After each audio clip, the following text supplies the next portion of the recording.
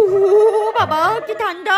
এই ঠান্ডার মধ্যে যে আমি কেন বিয়ে করতে গেলাম? আমাকে নিঘাত ভূতে ধরেছিল, নইলে ঠান্ডার মধ্যে কেউ মরতে বিয়ে করে? দিদিকে তো দেখেছিলাম গরমকালে বিয়ে করেছিল, কিন্তু কি এমন লাভ হয়েছিল? গরমকালে তো ওর সব মেকআপ ধুয়ে মুছে সাফ হয়ে গেছিল, পুরো ভূতের মতো লাগছিল ওকে। তাই শীতকালে করছি।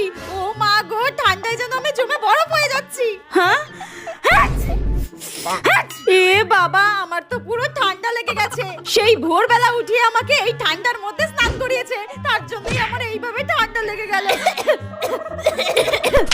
এই ক্যামেরাম্যানটাকে কে বুক করেছে? আমি এইভাবে ঠান্ডার মধ্যে কেসে যাচ্ছি। এই ক্যামেরাম্যানটা ফিচফিচ করে ছবি তুলেই যাচ্ছে, মনে হচ্ছে মেরোর টাকটাই ফাটিয়ে দিই। দূর ব্যাং। আচ্ছা, আমি তো এই শীতকালে বিয়ে করছি।